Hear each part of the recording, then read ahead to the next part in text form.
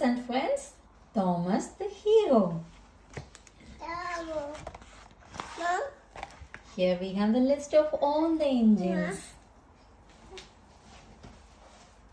Thomas, Percy, James, Cranky, Toby, Gordon, Salty, Spencer, Emily, Bertie, Diesel, Mavis, Ian Bert, Corky, Annie and Clarabelle, Flynn, Billy, Fat Controller, Harold, Hero, Kevin, Victor, Troublesome Trucks, Charlie.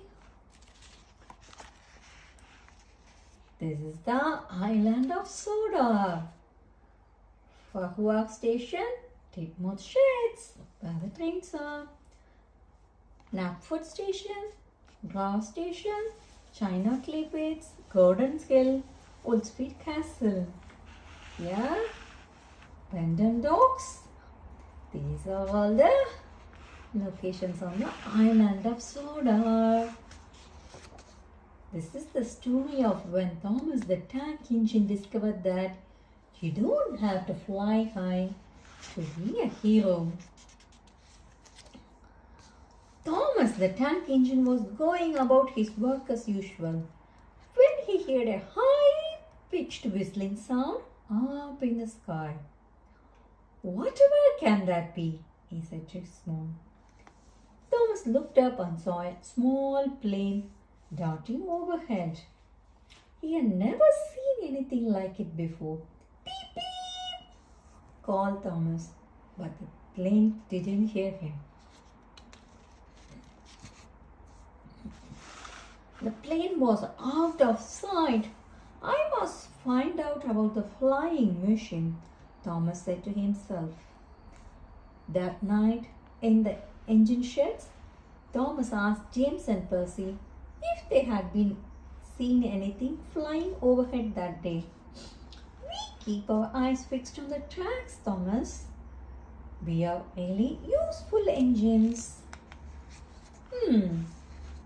Next day, Thomas was determined to be a very useful engine, but he couldn't help looking up for the plane. He was just thinking he would never see it again when he heard the same whistling sound.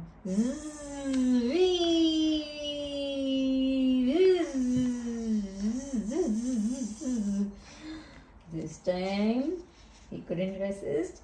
He followed it. The plane had been very small, but it was fast. Must keep up, must keep up, must keep up. Thomas puffed to himself. It was working. Thomas was catching up with the plane.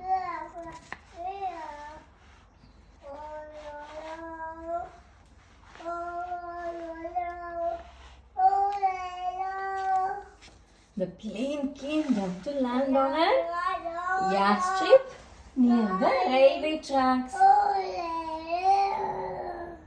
little nervously now, Thomas came to a stop beside the plane.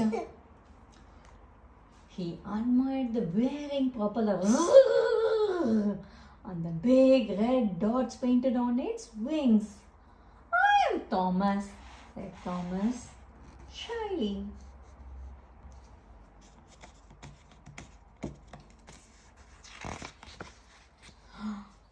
"I am Michael, the Spitfire, but you can call me Mitch," the plane replied. "I have been practicing for a flight past to celebrate the end of World War II. Mitch explained that he used to be a fighter plane and had helped to win the Battle of Britain. Thomas was very impressed. He wished he could fly to be a hero too. Back in the sheds, Thomas told the other engines about his new friends. "Eyes on the tracks, Thomas," said the friends. That night, Thomas' dreams were full of Spitfires driving through the skies. He dreamed that he was flying with them, keeping people safe. The next day, Thomas was in charge of taking passengers to the air show for the big fly past. As he arrived, Thomas could see Mitch, and next to him was another vintage plane.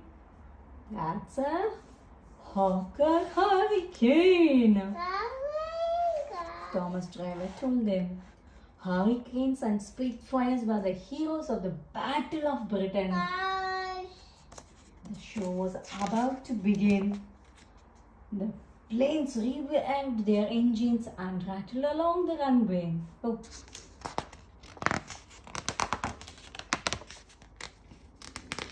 Thomas couldn't resist following them, but Mitch seemed to be in trouble.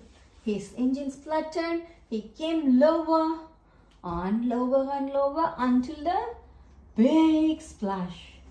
He made an emergency landing in a duck pond. What shall we do? Asked Mitch as he started to sink lower and lower into the muddy pond. No one will know where am I. I can help, puffed Thomas as he hurried to fetch the breakdown train. It's an emergency. As he pushed the breakdown train back to Mitch. A dripping Mitch was lifted out of the pond.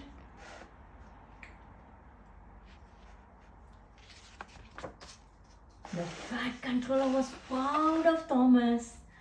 Thanks to you, keeping your eyes on the skies, you were able to get this Spitfire.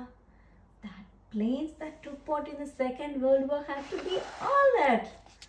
Like that, you are a true hero, he added. Thomas was pleased to hear that after a few minor repairs and a new coat of paint, Mitch the Spitfire was able to take part in the many more fly past.